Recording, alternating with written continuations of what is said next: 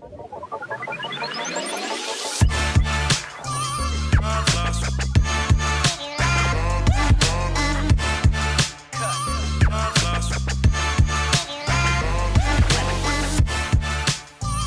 welcome back to another podcast with the Transfer Portal CFB presented by NoContextCFB. Week 3 is in the books. It might not have been as hectic as week 2.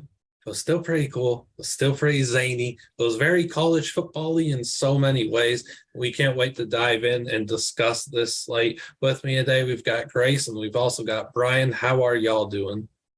I'm doing good. Can't believe it's already been week 3. It's already zooming by, which is unfortunate. So, but another great weekend of college football for sure.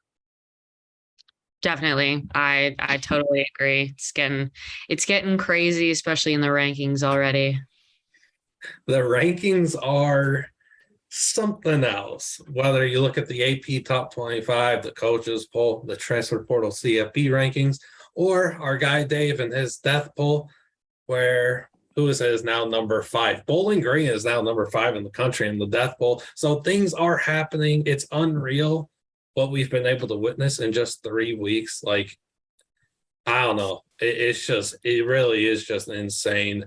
I don't think it's going to be like 2007, but when you've got Kansas, Duke, Vanderbilt, and Arizona all playing football, things are weird. And these schools are a combined 11-2. That isn't normal at all. Can we just discuss these teams real quick? Like, what is going on? Yeah, it's pretty crazy when you look at it. I was watching the Vanderbilt and Northern Illinois game yesterday, and we love to make fun of Vanderbilt, but I mean, they look like a football team. Like as crazy as that sounds, they don't look absolutely horrible, and it's good to watch, especially from an SEC team. They're playing like a SEC team, not a good one, but an SEC team nonetheless. But yeah, when you have some basketball schools undefeated in football, it's definitely weird. But yeah, definitely a quirky start to the season for sure.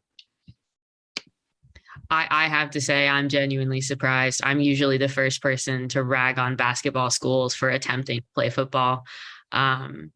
But I might be eating my words just a little bit here soon. And then Vanderbilt, I mean, it's basically a baseball school and like I think the only private school in the SEC. So this is all very weird. This makes me kind of uncomfortable.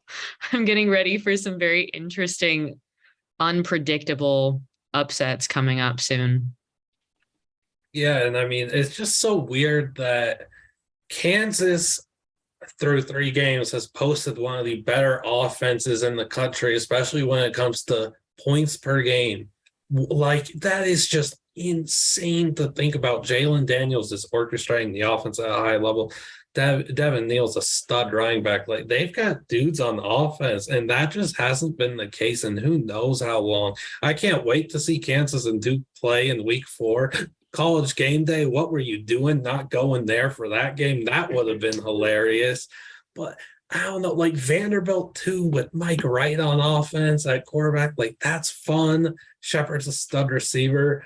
Leonard, quarterback for Duke, he's been slinging that thing. And then Arizona, like, yeah, they lost to Mississippi State, but they just beat the national champions in a game of football. That don't be happening often. That was a huge win against North Dakota State. And I mean, I've got to ask, of these 4 teams, who do you see finishing with the best record wins all said and done? So I was looking through their schedules, and look, honestly, Vanderbilt, as great of a story that they are right now, they haven't played anybody in the SEC yet, and we know how the SEC is going to be. They still have to play Georgia, they still have to play Kentucky, they still have to play Tennessee, Florida. I mean, you can't really expect much from Vandy at that point. It might not be bloodbath like it's been the last few years, but it's definitely it shouldn't be competitive. once they start that gauntlet of the SEC schedule that I have to go on. And kind of the same goes with Kansas. I mean, obviously Kansas and Duke play each other next week, so that's kind of give us an idea there too. But Kansas, they still have to play Baylor, Oklahoma State, Texas, all ranked teams coming up too. So I think I want to go with Duke. I mean, Duke, they have some good teams coming up, schools as well, but they play Georgia Tech in a few weeks, and Georgia Tech looks atrocious, especially after yesterday. I mean, that was horrific. I mean, Jeff Collins, what are you doing, man? But anyway, they still have to play Georgia Tech. They play Boston College. So they have a few games, against unranked teams down the line, especially towards the end of the season, where they might be able to squeak out some wins. So I think I'm gonna go with Duke. I think Duke will finish with a better record. But definitely Vanderbilt and Kansas, look out for them to be bowl eligible.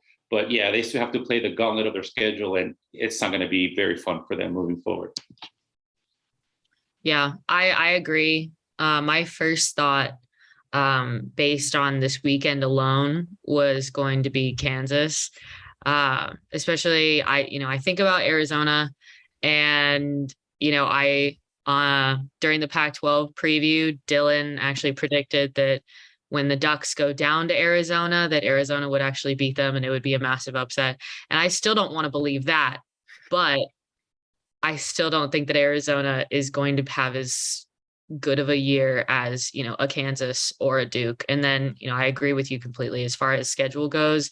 Vanderbilt in the SEC, probably not going to go super well for them. And then, if Ewers comes back for Texas, I think that won't be great for Kansas. So I ultimately am going to agree with you and go Duke. I just don't think the ACC has a lot of juice this year. And I could see Duke potentially, if we forget that Clemson exists, maybe being, an ACC championship contender. Well, I'm going to go in a different direction, and for a few reasons. One, I'm an idiot that picked Duke on our, worst record draft earlier before the season, so that's going real well. Two, though, I'm not going to do the same thing. I'm not going to pick the same school as you guys. That's no fun. Nobody wants to hear that. We're here. The lead of our podcast for the week 3 recap is these 4 schools. We got to show them some love in other ways. I'm going to go with Kansas. It's because they play Duke this week, and then they still have Iowa State and TCU at home in the following weeks. That's 3 straight winnable games at home. They could start 6-0. I think I'll give them 2 wins in that stretch. They'll start 5-1. They could find a 6th elsewhere. I'll bank on regression from Duke. Vanderbilt, their regression's coming. We know that's going to happen. The SEC, life of a SEC cellar dweller. It ain't fun. Spoiler alert. Sorry, Vandy fans, but y'all have been there, and Alabama's next. That meme will live on forever. But seriously, with Arizona, they could find a few wins as well. So that's why I lean to Kansas and Arizona, as Dylan said on the Pac-12 preview. Arizona has potential to – they have that shock factor, and it really relies on Jaden DeLorean if he's able to minimize his mistakes, which he had not make any mistakes against NDSU, and their run game was filthy against a really strong defensive unit. So I think Arizona could grind out a few wins too. I'm going to go them or Kansas. I'm not sure which one to pick, but if it's Duke, I'm not winning that worst record draft. Not going to be happy about that. And there was just so much that obviously happens in every single week of the college football season. What was the most surprising thing? Pick one thing, most surprising thing you saw from this weekend. So for me, I went with Oregon's performance against BYU. Look, at the end of week 1, we saw what Georgia did to Oregon, and I tried not to really get too high on Georgia are they really this good, or is Oregon this bad? And I kind of went more of the latter. I thought maybe Oregon just wasn't as good as their rankings said they were. And then, they do this against a top 15 BYU team who just beat a top 10 Baylor team. And I mean, Bo Nix is, look, good. I mean, He's having fun. Yeah, you know, when the offense looks great, you know, Dan Lanning deserves a lot of credit for what he's done to that defense, and they look like a very good football team, which brings the question is how good is Georgia? But this isn't about Georgia right now.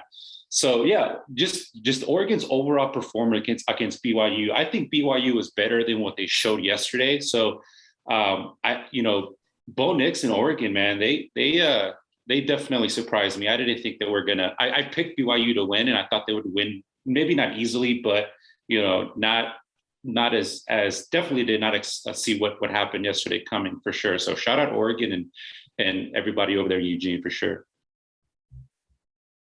Well, Oregon says thank you, and also you're welcome. No, I was there in person, and it was just as fun as I think it sounded like on TV. I'm hoping. There was a lot more blue out there than I would like, but you know, that's fine. They got really quiet the second half. For me, I think I was most surprised by Miami's inability to hold on that long. I mean, that game felt like it lasted an eternity. Like that game felt longer than Iowa. And I was expecting more. I mean, I guess maybe I got used to like disappointment with Cristobal, but I was really expecting more from the Hurricanes, and it felt like it was dragging on, and I just didn't see the amount of fight that I thought I would see from Miami. And I didn't even really expect that much out of Texas A&M either. So that was pretty surprising. And then App State also, I loved that. That was awesome. I wasn't expecting that, but that was an excellent finish. So not one singular, but like several. Yeah, the App State finish is it is truly one of the best finishes to a college game day game in how long. And, you know, I talked about this last week. Why that game was ever on ESPN Plus and wasn't flexed into an ESPN or ESPN2 slot made no sense. And then I saw that College Football Scoreboard was on ESPN for 3-4 hours in that same time slot. So way to go, man. Really good job from ESPN. Brilliant scheduling there. That might be the most surprising thing I saw this weekend. Miami kind of, to me, just showed who they are. Like, I just can never buy in on that team, and I'm sure I'll talk about them later. Oregon looks so good. And, Brian, I'm so glad you said it. Georgia just might be from another planet. They might not be on anybody's level this year. It's just, for Oregon to do that against BYU and Austin is truly great. But we could go back and just talk about Georgia's dominance, but we don't have time for that because I've talked about my super random surprising thing that nobody would expect me to talk about, par for the course. Georgia State losing to Charlotte made absolutely zero sense to me after Georgia State came into this year, a team that Dan and I, who did the Sunbelt preview, we're kind of higher on than most. We saw a lot of potential in this team with so much experience. Darren Granger's a fantastic quarterback. So many key pieces on this team returned. They were solid against South Carolina, despite what the final score said. They nearly beat North Carolina. Maybe they should have won that game. And then they're losing to the Charlotte team, who has been beyond horrific. One of the worst teams in the country that I have watched, without a doubt, outside of star wide receiver Grant Dubose. These guys lost to William and Mary on their home turf. They have been terrible. Each of us three could go out there at receiver on an opposing team and carve up Charlotte's secondary for 150 receiving yards apiece. I have no doubt in my mind. For Georgia State to lose that game makes absolutely zero sense to me. 42-41 final score. I have zero clue how that happened because Georgia State has a good defense. I am just mind blown by this. I can't believe it. And now I'm really scared on Thursday because they play Coastal. And I am now very worried that Coastal is going to drop the ball. Georgia State's going to get their first win, and there's going to be some cannibalization in the Sun Belt, the Fun Belt. I don't know what's going to happen. I can't believe they lost that game. One of them were, oh man, that was obviously a disappointing thing, but maybe what's another disappointing thing that we saw from this weekend? So I could have gone a couple of different ways here, but I was really disappointed, and was just weird coming from a Rebel fan. But Anthony Richardson, after week one, we saw the Heisman hype was real with Anthony Richardson week one. With his signature win against a top 10 team, almost maybe a playoff contender in Utah, and then the last couple of weeks, and especially this week against against USF, it was just unbelievable. He was 10 of 18 with 2 interceptions. The interceptions were bad interceptions. I mean, they were terrible. Yeah, they were terrible picks. He looked right at the defender. He forced the reads. He didn't read through his progressions. They knew where the ball was going to. He has 0 touchdown passes on the season still. And he just, I don't know what happened after that week one. I mean, the hype train derailed as soon as it left the station, which is incredible to see. As a college football fan, it's very disappointing to see that, especially, the excitement that he brought after week one. But they have to be better than that. He has to be better than that. And, they lucked into that victory yesterday. That field goal at the end by USF, everything that could have gone wrong on that field goal try went wrong, and it still almost went in. So, Anthony Richardson, man, come on, like that was the quickest explosion of a Heisman hype that I've ever seen in my time watching college football, for sure. And our friend Shahan Shayaraja said that is the quickest that a Heisman run has ever collapsed since Kenny the Thrill Hill. Yikes. Yeah.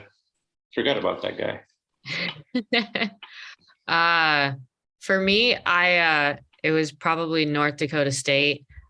They were not disappointing as a whole. I personally was disappointed. I was pulling for them. I feel like the FCS doesn't get as much hype as it should get. Like Montana, NDSU. I think they're really good squads that could beat several very mediocre FBS teams.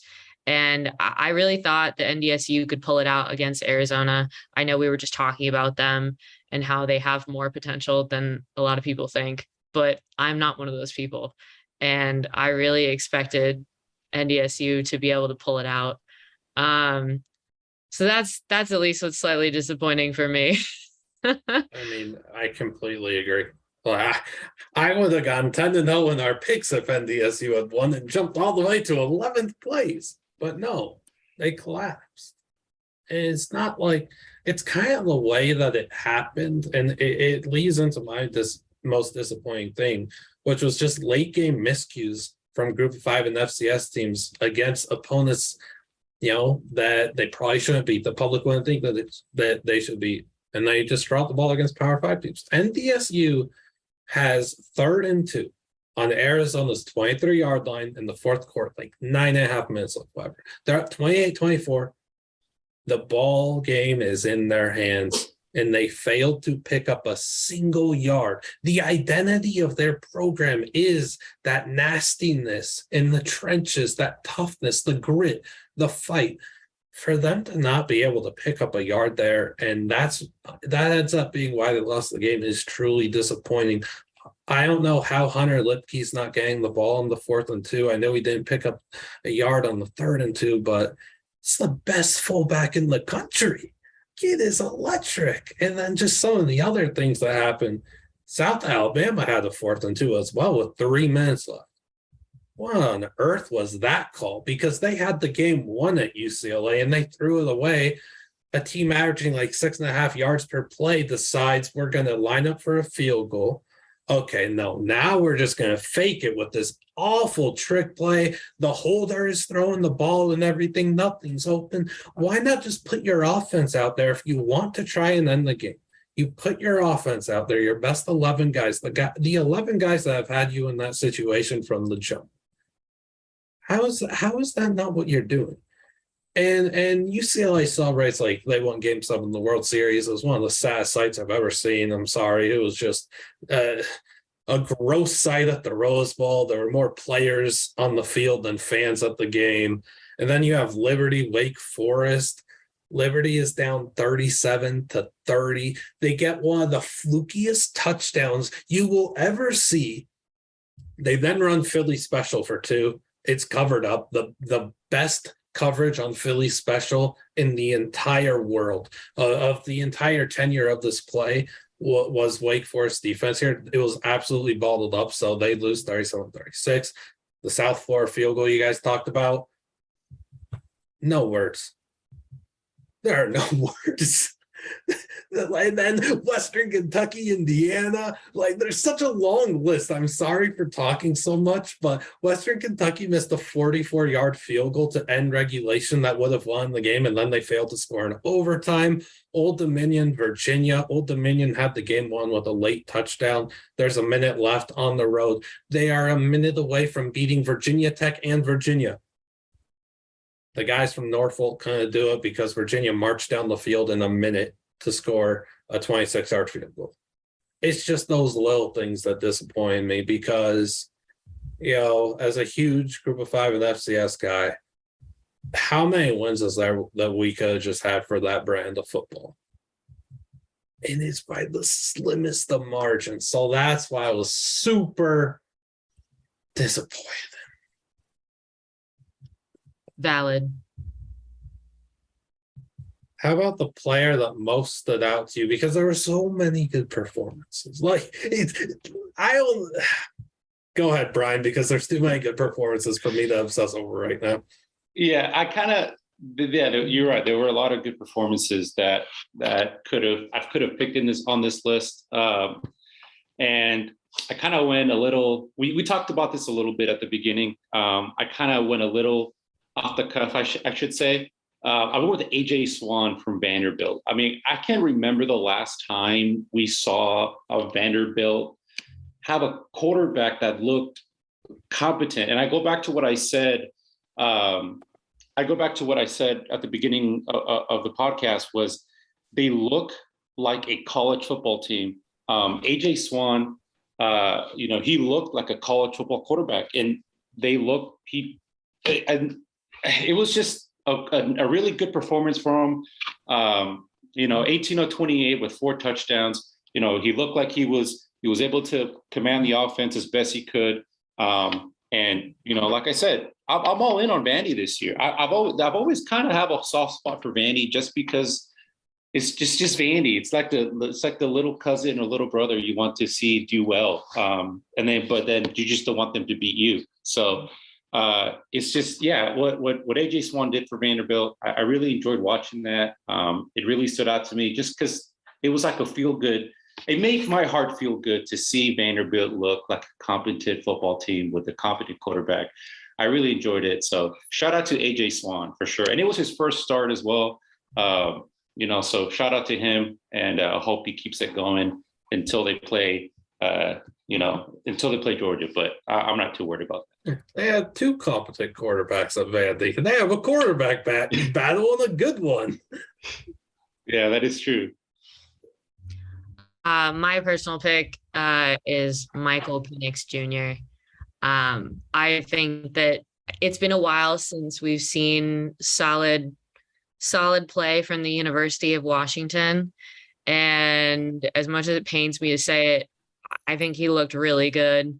4 touchdown passes. He was 24 for 40. And over 400 passing yards. I think his performance was just incredibly dominant, and Washington's overall performance against formerly number 11 Michigan State was also very surprising. And I know we haven't gotten into it yet, but maybe a potential dark horse for Heisman candidate. Only if he continues playing at that incredibly high caliber, but watching that was crazy. He was just going off. Absolutely. Mm-hmm. You had that play against Penn State in 2020, and then that was kind of it for Michael Penix Jr. until this year. So it's kind of it's nice to see him get back to that capable play that we know he's capable of. So yeah, I agree with that too. I almost went with that as well, but I kind of wanted it. I wanted to be a a little different. So, but yeah, that's a good one as well. I went with Michael Penix Jr. Like I'll shout someone else out though, but like this is the best football that I have ever seen him play, and to see this when it's not in the 2020 season that so many people called for flaws in because of the pandemic season and everything. This is truly the best football he has ever played. Every single pass that he throws is an absolutely precise laser beam. And I just know that this kid was really good at laser tag growing up, because what he is doing is absolutely outrageous. It's time for people to start taking notice of what he and Chef Kalen DeBoer, not Coach Kalen, because they're cooking up an absolutely electric offense. Like, you could hate Washington, you could like Washington, no thoughts on them, whatever. Watch them play offense. It's a beautiful scheme. It's appointment television. And then I've just got to shout someone else since we kind of used Penix already. Dwayne McBride at UAB, my player focus for week 3. My goodness, 28 carries for 223 and 4 touchdowns. That kid is an NFL running back.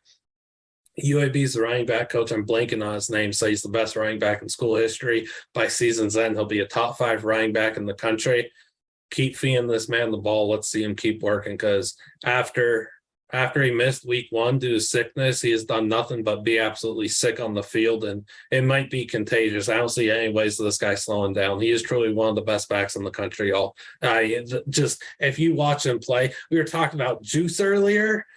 Guy has the juice, like absolutely dynamic with the ball in his hands, just a workhorse back, bruiser. Everything he does is so well. Footwork's crazy. One of the best running backs in the country plays at UAB, and I need more people to be aware of that. Now, with all the good and with all the bad, we have to find a way to be in the middle, mid-off. What was the best mid-off that you saw on Saturday, or maybe it was on Friday?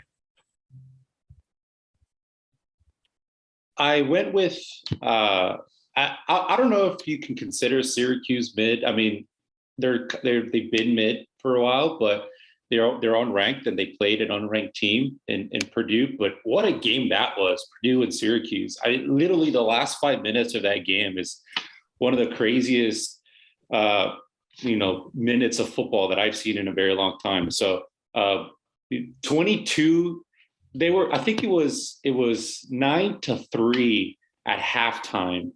And then it was 9-7 at the end of the third quarter. And then Syracuse and Purdue scored 42 points in the fourth quarter, and they traded the lead back and forth in the final 5 minutes. It was just incredible. And it wasn't even good football. I mean, Syracuse was like 3 of 13 on third downs. It was just mid football, but it was exciting. And that they had that last second touchdown Syracuse did to win, to stay undefeated. Talking about basketball schools being undefeated, add that Syracuse to the list as well. What a game that was. It was so random. I wasn't even planning on watching that game, and I kind of started, doing my weekly Saturday flip through all the channels and see what games are on, and I stumbled upon this one, and it was just an incredible finish. And wow, it was what a mid-off that was. And shout out Syracuse for being part of that undefeated basketball school tier. So that was fun to watch for sure. For me, it's Cal Notre Dame. When I saw that they were tied at one point, I could not help but laugh.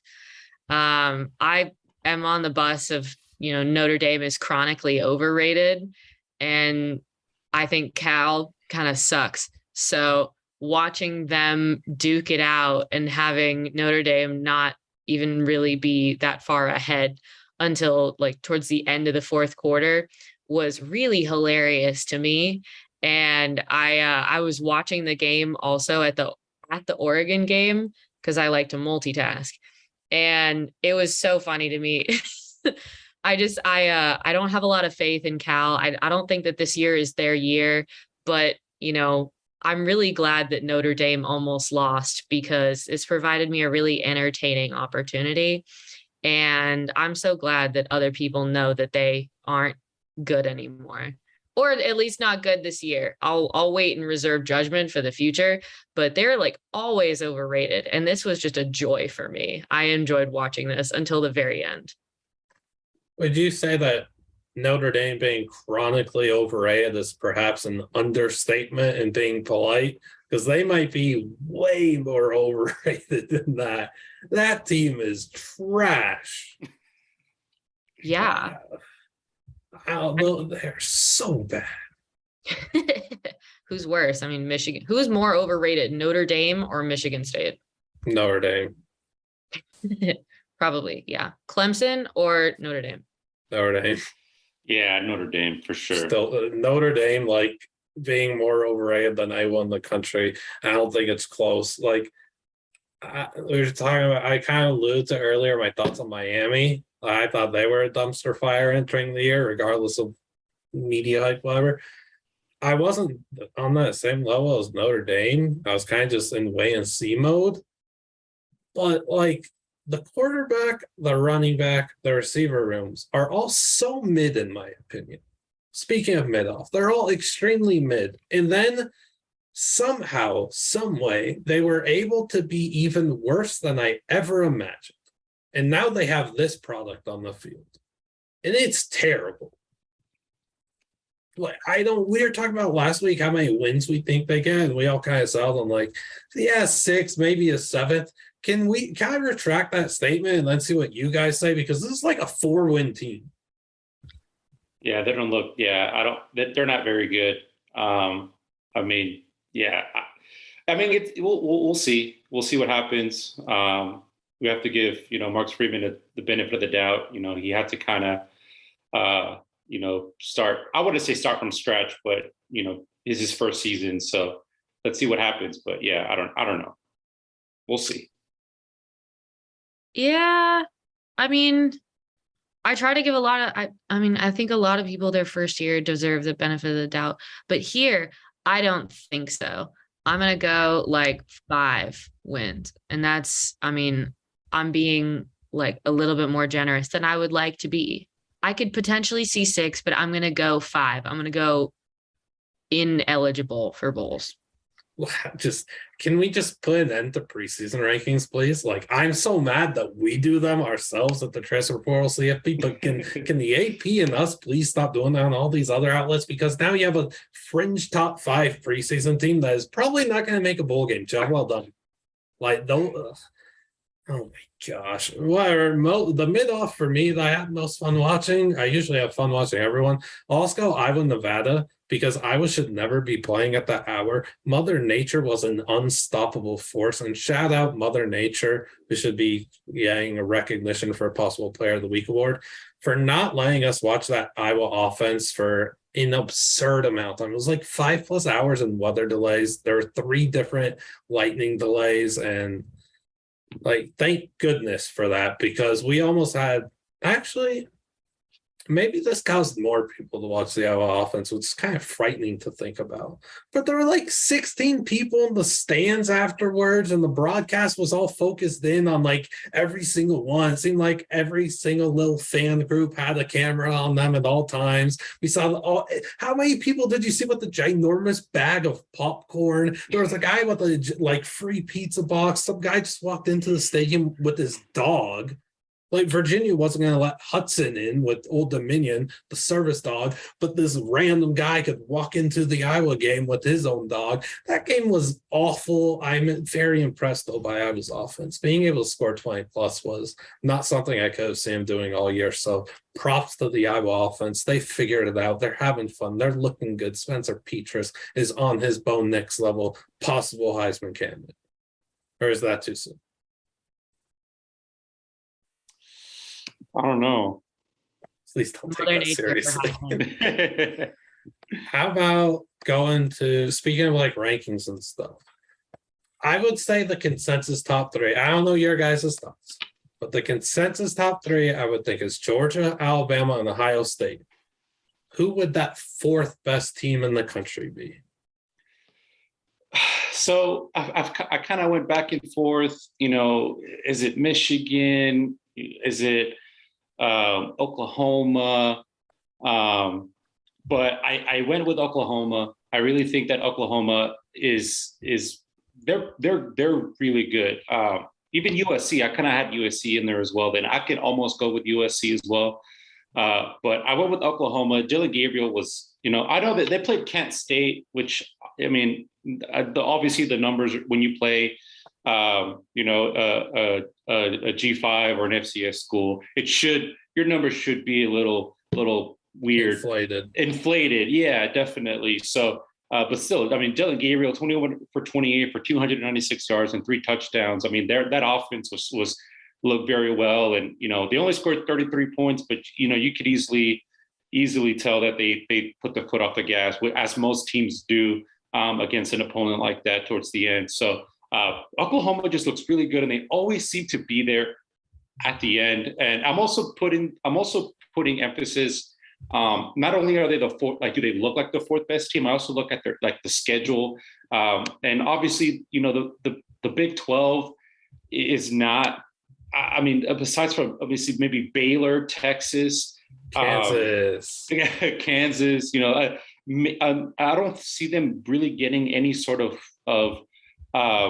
pressure until maybe Bedlam against Oklahoma State at the end of the year. But I think Oklahoma is going to be there at the end, and I think they are the fourth best team in the country. But USC is a close second, and Michigan is in there as well. But I'm going to go with Oklahoma. I think one thing real quick to look for with Oklahoma is that teams that have beat Nebraska the next week are 0-3 this season. So Oklahoma needs to be on the lookout against Kansas State, because apparently Nebraska is some sick witch leaving a curse on teams.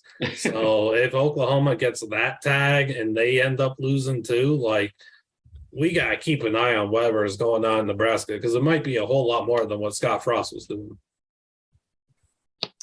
Oh, poor Scott. I feel bad for that guy. I don't know. I do too, but it was kind of deserved. Oh, definitely deserved. I just still feel bad for him. I don't know. Yeah. I don't know. I've seen too many memes at this point. For me, it came down to Oklahoma and Michigan. Clemson,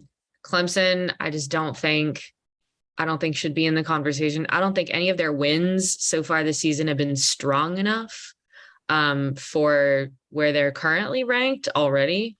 So I think they're definitely overrated. But it came down to, I looked at the schedules, and other than Ohio State, I think that Michigan will be able to handle Penn State.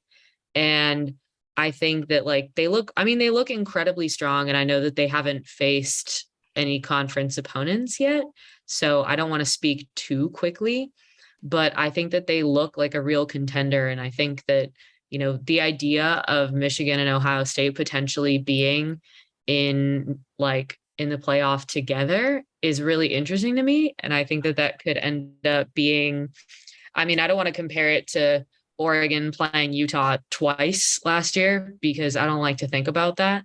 But I think it could end up with producing some really exciting, really good quality games of football. And I don't know, I'm rooting for the Wolverines. I love hating Ohio State, but I'm rooting for them. I think good for them. I'm looking forward for their future. Yeah, and just a little, I was looking at the wrong box score. I was looking at their Kent State game. I could have sworn, I thought they played Nebraska, but I was looking at the wrong box score. They played Kent State last week. So they did play Nebraska. So I just want to get that out of the way. I don't want to make it seem like I thought they played the wrong team, which Nebraska and Kent State could be the same team, honestly, because they're both really bad. But so I just wanted to put that out there. I'm not taking the Kent State slander. That's not standing. You guys have them on deck. Kent State's already had to play Washington and Oklahoma, and now they got Georgia next. Toughest non-conference slate in the country, not even close. Kent State's still going to win 7 games this year. Offense is electric. Defense might reek. Offense is good. Dante Cephas, NFL receiver. No Kent State slander here. I hope they got paid a lot. I hope they got a lot of money. Much. Yeah, they're living life well. They got to learn from 3 different, really good defensive mindset teams that they play. That'll prepare them real well for MAC play. Also, too, Grace, I like when you brought up Michigan that you said they haven't played a conference opponent yet. I would almost just say that they haven't played an opponent yet, because if we look at who they played, did one of the teams that they play have a pulse yet? Not really. I do think Michigan's going to be really good, though. I do think that. But for my fourth best team, I'm going with USC. Them and Ohio State, in my opinion, have the best offenses in the country. In recent years, we have quite often seen really teams with elite offenses and mad defenses. They've been able to sustain for long enough. They've been able to garner in the rankings for long enough. I think SC is in that same mindset. I would even say maybe it's too premature. It could be an overreaction. This is one of the better offenses that I've seen Lincoln Riley possess. It truly is better than some of the stuff that he's had at OU, because Caleb Williams, for all the question marks that he had coming into this season, for all the if he fixes this, blah, blah, he has fixed everything. He looks like the complete quarterback that he could be. The guy is outstanding. And you have Jordan as a receiver. And you have Mario Williams as your WR2. And you have a solidified running game. And yes, the defense isn't great, but it isn't even that good. But I'll admit it, man. These guys are dang good. They're going to score more than near anybody in the country when it's all said and done. They already have a road conference win against Stanford. And yes, that game was kind of meaningless in the second half. It felt lifeless. Stanford threw the game away in the first half when they turned the ball over inside the 5 twice. But I got to go with SC. It just looks like to me, for the questions I've had about Lincoln Riley in past years about being a coward, he's not showing that yet. He has not been a coward at all. He's letting them hang. He's playing really good, or he's coaching really well. SC has looked so good to me. They look like a monster. I'm scared, but it is what it is. And that'll bring us to predicting the Heisman winner. We'll do this rather quickly, but as of right now, post week 3, there's going to be no Anthony Richardson answers here, so I'm sorry. But who do you have winning the Heisman? I really want to go. It's obviously a quarterback award, which is disappointing because I really, really, really want to go with Brock Bowers, but I'm not. I'm going to go with the guy who throws the ball to Brock Bowers, and that is Stetson the Mailman Bennett, baby. Give me Stetson Bennett for Heisman. It's only the perfect way to end his career after everything that this kid's gone through his entire career, and to become a national champion and still be unwanted by your fan base and what's the college football saying? He needs to leave and give somebody else, give Brock Vandagriff or Carson Beck a chance to come in, and he is just lighting it up. He is playing amazing football. He almost has 1,000 yards receiving. Passing, five touchdowns, no interceptions.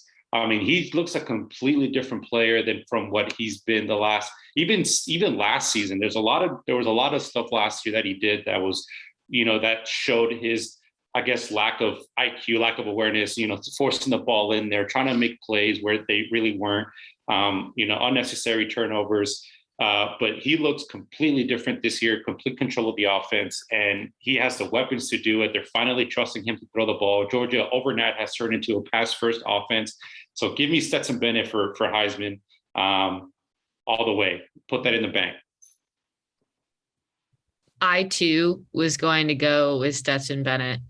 Yeah, even after Georgia beat both of my teams, it's pretty it's just undeniable. I'm not going to say everything that you said again. My backup was CJ Stroud, who already has almost approaching 1,000 yards so far this season.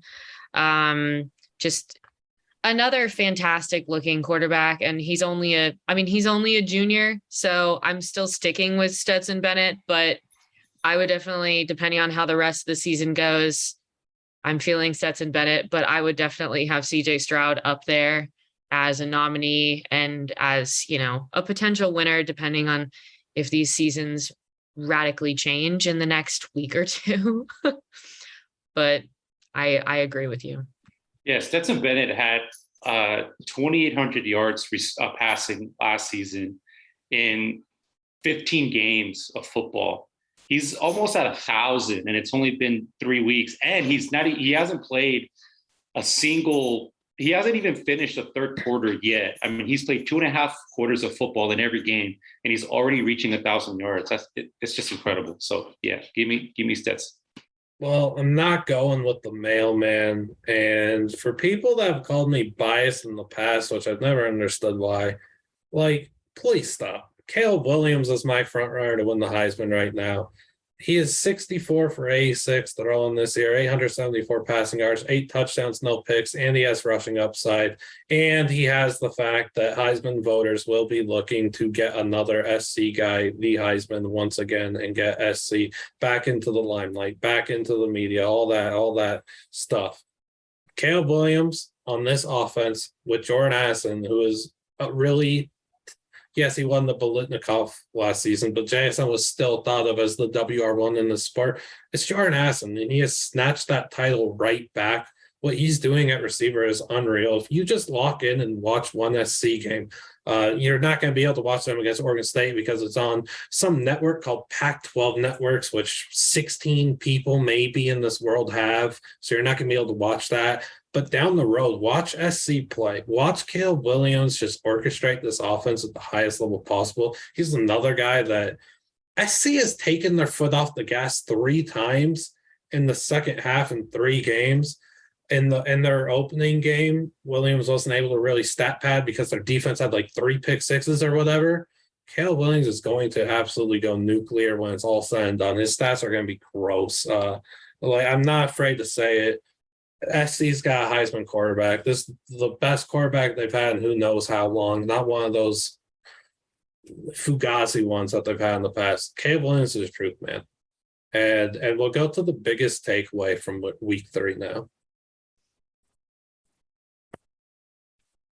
I'm going to stick to what I just said, and call me biased or whatever. I don't really care. Georgia looks incredible. They're almost, I mean, there was questions about the defense after losing 5 first-rounders last year. 15 overall players got drafted last year. And there was definitely holes in that defense on both sides of the ball, too. I mean, they lost. You lose your leading receiver to transferring to Alabama and Jermaine Burton, and then you come out with that dominant win against Oregon, which, you know, in hindsight is looking a lot better by the week. Look at just what Oregon has been able to do. And I mean, they put a whooping on South Carolina. I know South Carolina, they have a lot of issues on defensive side of the ball. They have a lot of injuries. There were a lot of freshman players were playing when they shouldn't be out yesterday. So, but either way, Georgia looks incredible. I mean, I don't think that any team in the country can even sniff Georgia right now. Even Alabama, you know, especially what they did last week against Texas, they didn't look as Alabama-esque as they did or as they have been lately. But yeah, I think that, you know, Georgia's by far and away the best team in the country, and I really don't. If it continues the way it is, they might have a 2019 LSU-esque type season if they continue. And, you know, I really don't see anybody beating them as of right now. Yeah, I hate to agree with you as a Oregon, South Carolina person. But no, I mean, my biggest takeaway is, I think, something that you said earlier, Liam, and preseason rankings are stupid. Preseason rankings are usually wrong. You know, Michigan State, Notre Dame, you know, BYU even maybe, I don't know. But I mean, I don't know. Preseason rankings are really dumb. And I think I agree we should just stop doing them, because it's like, they're never right. And we always see that. I mean, you know, I remember going into to Oregon versus Georgia, people were saying like, oh, they lost a lot of players. Oh, I don't know. Like, you know, Dan Lanning's magic. But still, and as you said, it's looking better after Oregon's performance against Eastern Washington and BYU. But like, I don't see anybody beating Georgia. I mean, they're just an absolute juggernaut that is on a one-way train to the championship. And I don't see don't see much derailing that. Not Alabama, not Ohio State, not any of our number 4 picks, truly. Yeah, they're headed right to the top. I don't see anybody stopping them. So that's fun and frightening sometimes. It looked for a split second that Florida might have a chance to beat them, and then that, like I said earlier, that derailed immediately. So, yeah, no, it's not. I don't see anybody beating them. And with preseason rankings, it's just like I've been on, I don't know how long I've had this take. It's been like 5+ years at least, though. I think you just wait until after week 2, and then that's when you drop your first rankings. But hey, I'm also not one of the people that is extremely money hungry and dependent on ranking 2 teams in undeserving spots to get people to watch a game, because that's how it works. And it's kind of disgusting. And if you're one of the people that only watches the game because 2 teams have shiny little numbers next to their name, you're not actually watching college football the right way, and I feel bad for you. My biggest takeaway, though, I'm sorry for doing another Pac-12 thing. No truck stops here, though. The Pac-12 looks like it's the best that it's been in how long? Like, this is truly the best the Pac-12 has looked and will look in such a long time. SC is one of the premier teams in the country, regardless of if you think they're a top 5 team or not right now. They are one of the better teams in the country. They have a top 2 offense in the country. Oregon is still really good, as you guys already said. People should not have written them off after getting beat up by Georgia. Georgia's just that good. Utah is still a top 10 team, and I truly don't care if people share that same opinion or not right now, because I know straight up in a few months you'll share that same take, if not a few weeks. Washington, one of the best offensive schemes in the country. They're going to be a tough out all year. Oregon State has 3 very quality wins, regardless of what people think. Yes, it might be Boise State, a last-second thrilling win where Jonathan Smith outcoached Fresno State so hard all game. And then Montana State being down top 5 FCS team. Those are still 3 very quality wins for a team that was playing in the Jimmy Kimmel LA Bowl last year. So put some respect on the Beavs name, even though they play SC next week. That's going to be tough. They're a lead in the trenches. They're going to be a tough out as well. Washington State already showed they've already proven to be there, and they did it with their defense and not coveted transfer from Incarnate Word, Cam Moore. They already won at Wisconsin. Arizona could be hit or miss. The highs are going to be high. The lows are going to be extremely low. There's going to be a game or 2 that Arizona steals. And then people seem to like UCLA. I'm not going to comment on that because I've actually never shared that take. Like, I just don't get it. I don't think UCLA is good at all, and they show that against South Alabama. But hey, everyone that says UCLA is good, you're helping this narrative thrive right now, so thank you for that. And we could just ignore the fact that, one, Arizona State's a dumpster fire. Sia Herm, it was a great tenure. I was trying to think of the best moment from your tenure earlier, right after parting ways. I could not think of one fun thing that ever happened in the ASU era while you were there. Truly an impressive job. And then can we just please ignore that Colorado's like the absolute dumpster fire, the worst Power 5 team in the country, if not, well, no, they are the worst Power 5 team in the country, but they're like bottom 3, bottom 5 all together in college football in the FBS. Like, Colorado's terrible. Ignore that. The Pac-12 is really good. It's very good. East Coast people, stay up late, turn on the TV or 2, watch some Pac-12 football. It's very good quality. The refs are drunk. You got to love that. I don't know why Pac-12 refs have had their label of the worst refs in the sport taken away. They're the worst. This whole another spiel, though. The Pac-12 is just good. It's really good. Passionate about it. Gets too much slander. It's kind of a shame that the Pac-12 is finally good and SC and UCLA are leaving. Whoop-de-doo. Yeah, there was at the beginning of the season, it looked like we might not get a Pac-12 team even close to stuff in the playoff. But now, I mean, look at USC, Washington, even Oregon. They're looking pretty decent. I mean, they all have a path to get there. So, yeah, I agree with you. Yeah, I don't know about playoff. I do think the only one that has that shot of making a playoff is going to be SC, and hype helps all that and everything, but it's still just going to be a really fun watch. And when you think about the fact that the Pac-12 threw away divisions and that we could have a SC Utah or an Oregon Washington Pac-12 championship this year, Like, this is going to be a conference race that you need to watch. It's going to be electric. I'm going to stop saying that you need to watch it because I've said it 97 times. The Pac-12's elite. I'm saying it. It's good. Now, we got to go and talk about like the best thing and the worst thing that happened this week, and we'll each cover one thing from each side. So, Brian, we'll start with you. Yeah, both of mine have nothing to do with what happened on the field. The best thing I saw this week was BYU showing love to Oregon and Spencer Webb's with Spencer Webb's passing. They put the flower down at the 4-yard line. They had a flag that they presented to Oregon, and they had some moments there. I thought that was very, very touching. I really enjoyed that. I love when some things are just bigger than football. So that was the best thing that I saw. It was an incredible thing to watch, very emotional thing to watch. So shout out to BYU for that. And then the worst thing I saw was I don't know what the hell was going on with South Carolina when I think it was right after halftime or right after the first quarter. There was a bunch of students in the end zone while the game was going on. And, South Carolina has an important 4th and short situation. They were trying to get on there and snap the ball and try to get that first time conversion. They don't. They have to stop the game because there's fans or students on the field, and they're literally just gingerly walking off.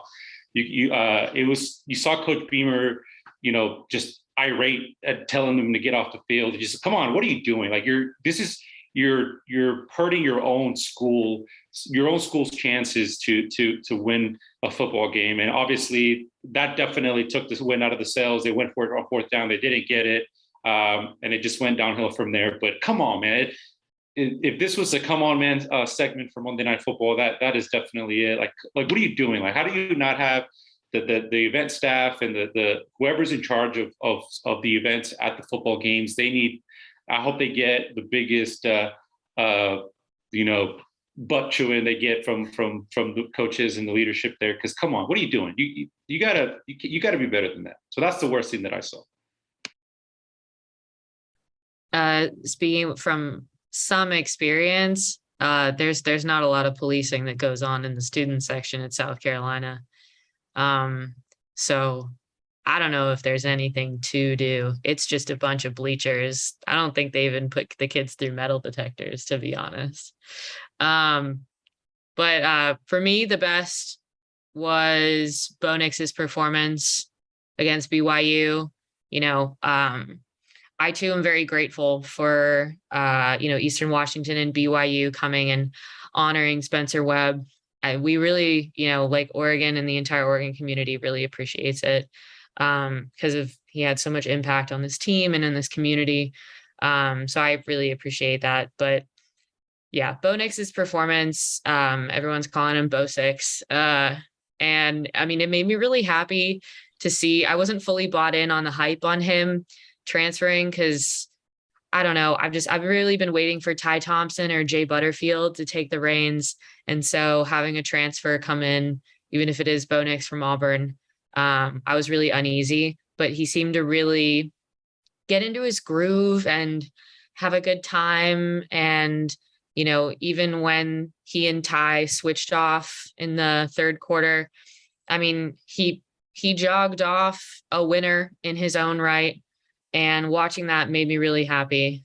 The worst thing for me was probably Jay Kaner's injury. He's just such a dynamic quarterback. And even watching him play last year with Fresno State was really impressive. And so I'm wishing him the absolute best. I'm hoping that it's early enough that he can medical redshirt. But I think he's got so much left in the tank, and it's kind of heartbreaking to see somebody go down like that. So I'm wishing him nothing but the best and a speedy recovery. Yeah, I'm devastated for Jake. Like, that's back-to-back years. He got hurt against UCLA in the Rose Bowl. Now he got hurt against SC in the Coliseum. SoCal kid, whatever, like, grew up rooting for SC, I'm pretty sure, and has this happen to him. It's terrible. And I'll start with my worst thing. Brian, you were talking about, come on, man. To everyone who's been talking about Miami and talking them up, come on, man. What did you see in this team, in this offensive line, in this WR core? They are terrible. Zion Nelson didn't even start the game. He was on the second string on the offensive line. This offensive line stinks, and Zion Nelson couldn't even crack the starting lineup. That says a lot. That says a lot.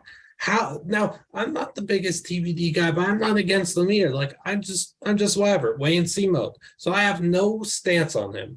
I feel bad for that kid because what he had to deal with at Kyle Field with his receivers not being able to catch a ball and just trying to catch everything with their face mask, pathetic display. It was absolutely pathetic. Seriously, to anybody who had tried to fight me on Miami being back, Miami being good, I'm taking the win already. Like, this team is not going to make the ACC championship, and we could clip it if they do. They're not good enough. They don't. As I have said for months and months on end, this situation that TVD finds himself in is as similar of a situation as you could find to what DJU dealt with in 2021 with Clemson. Is a terrible offensive scheme, is a terrible offensive line, is terrible receiver room. Regardless of what you think of DJU or TVD, they are not set up for success. And that's just the case here. So come on, man. That's the worst thing I saw. Miami's O-line receiver core. Then, obviously, App State's Hail Mary. We already talked about, like, that's one of the best things. But going in a different direction for the best thing, it's what I saw from Louisiana Tech, as every member of their program sent handwritten letters to Brian Breese and the Breese family after Brian's younger sister Ella passed away from a battle with cancer. Absolutely pure class from Sonny Cumbie and everyone at Louisiana Tech's program. That has to easily be one of the best stories that we'll see all year. Just the thoughtfulness from Louisiana Tech and everything. And, that's not something that you're very often going to see in sports, honestly. Like, awful stuff like this happens so much, and you don't really ever see that genuine gesture shown. So that was really great to see from Sonny Cumbie and Louisiana Tech. And obviously, all of our thoughts go out to the Breese family as they're dealing with this travesty. And we hope that, things get better for them. But that'll do it for this episode. This week 3 recap. We appreciate you all for watching. Please comment below on YouTube what your favorite thing or least favorite thing was from week 3. And please make sure to like and subscribe and follow us on Spotify and all that stuff. But yeah, like and subscribe on YouTube, and we greatly appreciate you. And we'll see you next week. A lot more college football left. It's going to be fun. See you on the next one. Shout out the runners.